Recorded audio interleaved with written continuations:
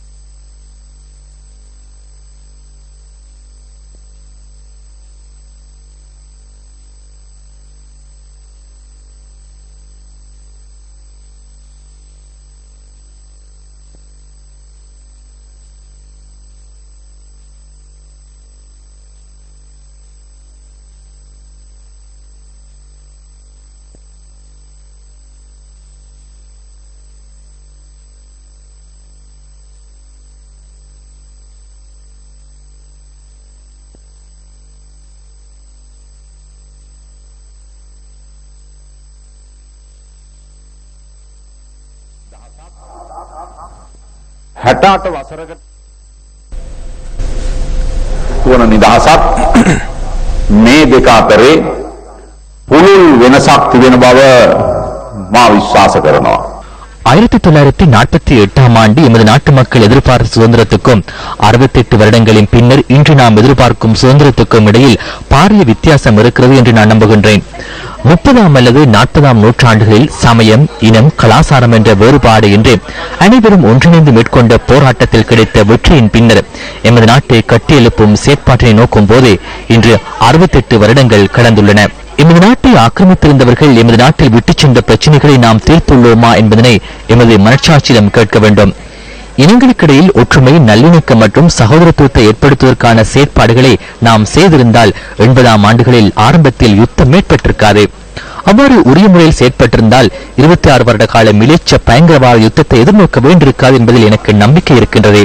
எனவே சுதந்திரம் என்னும் வார்த்தையின் அர்த்தத்தை புதிய நோக்கில் பார்க்க வேண்டியது மிகவும் முக்கியமானது. மிகவும் விரிவான சுதந்திரம் என்னும் வார்த்தை நிர்வாகிகள் உள்ளிட்ட அனைவரதும் பாரிய சவாலாக உள்ளது. நாம் இன்று ஜனநாயகம் உருவாக்கப்பட்டுள்ள ஒரு யுகத்திலே வாழ்கின்றோம். இது மன்னர்கள் ஆட்சி செய்யும் யுகம் அல்ல. 26 வருட மிலேச்ச பயங்கரவாத முடிவுக்கு கொண்டு வரப்பட்டது. எனினும் யுத்தத்தின் பின்னர் மேற்கொள்ள வேண்டிய செயற்பாடுகளை உரிய முறை நிறைவேற்றாமையின் பிரதிபலனாக ஐக்கிய நாடுகளின் மனிதுரிமைகள் பேரவையின் ஊடாக இலங்கை தொடர்பில் பல பிரேரணைகள் முன்வைக்கப்பட்டன. யுத்தத்தின் பின்னர் நாம் செய்ய வேண்டிய செயற்பாடுகளை உரிய முறையில் செய்திருந்தால் கடந்த வருடம் செப்டம்பர் மாதம் ஐக்கிய நாடுகளின் மனிதுரிமைகள் பேரவையின் ஊடாக பிரேரணை சமர்ப்பிக்கப்பட்டிருக்க மாட்டாது என்று நான் நம்புகின்றேன். இது குறித்து சிலர் தவறான விடயங்களை தெரிவிக்கின்றனர். நான் தெளிவாக ஒரு விடயத்தை கூற வேண்டும். எமது நாட்டின் கௌரவத்தை பாதுகாக்கும் வகையிலே நாம் அந்த பிரேரணையை எதிர்கொள்கின்றோம். எமது நாட்டு மக்களின் கௌரவத்தையும் முப்படையின் கௌரவத்தையும் பாதுகாக்கும் வகையை நாம் செயற்படுகின்றோம். குறுகிய காலத்தில் அதிகாரத்தை பெற்றுக்கொள்ளும் நோக்கில் செயற்படும் அரசியல் பிரதிவாதிகள் இந்த பிரேரணையை செயற்படுத்தும் விதம் தொடர்பில் தவறான விடயங்களை கூறி வருகின்றனர். அந்த பிரேரணை நடைமுறைப்படுத்துவதனூடாக சுதந்திரம், ஜனநாயகம் மற்றும் தேசிய நல்லிணக்கம் என்பன இந்த நாட்டில் உறுதிப்படுத்தப்படுகின்றது என்பதனை நான் தெளிவாக கூற வேண்டும். இன்றைய 68வது சுதந்திர தின நிகழ்வில் நான் ஒரு உறுதிமொழியை வழங்குகின்றேன். மக்கள் சேவகன் என்ற வகையில், ஜனாதிபதி என்ற வகையில் இவை அனைத்தையும் நிறைவேற்றும் போது நாட்டின் உரிமையை பாதுகாப்பேன் என்று நான் கூற விரும்புகின்றேன். அரசாங்கத்தின் கௌரவத்தையும், முப்படையின் கௌரவம் மற்றும் ஒட்டுமொத்த மக்களின் கௌரவத்தையும் பாதுகாத்து அந்த பிரச்சனைகளை தீர்ப்பதற்கு எமது அரசாங்கம் செயற்படும் என்பதனை நான் உறுதியாக கூறுகின்றேன்.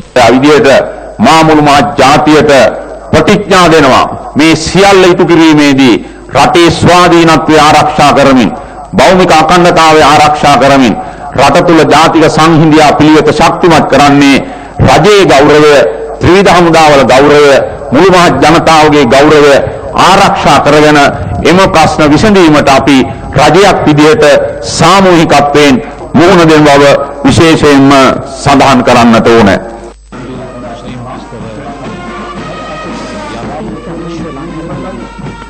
விமானப்படை, கடற்படை, ராணுவம் உள்ளிட்ட 1000 முப்படையினர் 68வது சுதந்திர தினத்தை மேலும் வர்ணமயமாக்கினர்.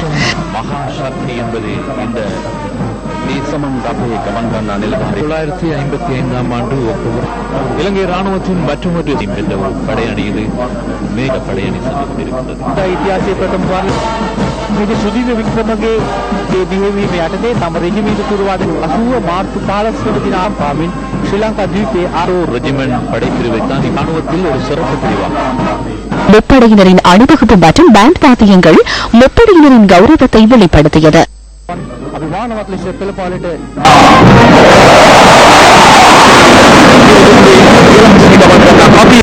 ආචාර පෙළපාලිකාව වර්ණය අංක 2 ප්‍රවාහන බලගණන ජනාධිපති ගමන් කළ ආකාරය බුදු පිළිදෙන්නේ කියන්නේ 68 වෙනි ජාතික න්‍යාය වෙනුවෙන් දිවා රාත්‍රී දෙවන්ත බරි නුවන් අසංක විසින් අරදෙන පොලිසත් නිදහසින් පසු මෙරට ඇති වූ දෙවන්තම රැකවරණය ලබා දීමේදී පොලිස් විශේෂ කාර්ය බලකාරී චමින්ද බමුණු ආරච්චි අනදෙන සේවයේ විශේෂ ශ්‍රේණිය නිලධාරී කරන රටේ උපරිම වේගය 60 කිලෝමීටර්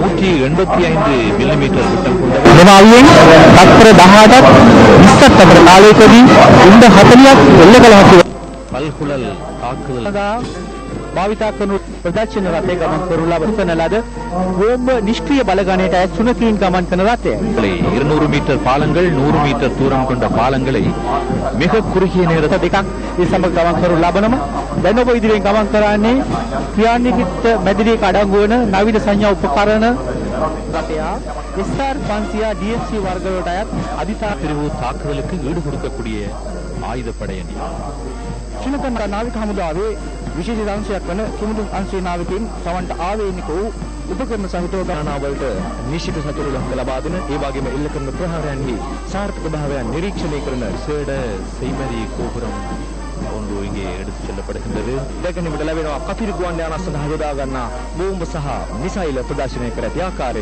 රජන ගුවනින් නික්මනවා. ඒ වගේම වොරන්ට් ඔෆිසර් ශිෂ්‍යබට බාලක බාලිකාවන් 300ක් හා ශිෂ්‍යබට බාලක බාලිකාවන් 200ක් නිලධාරීන් හා සහභාගී වෙනවා ඇත.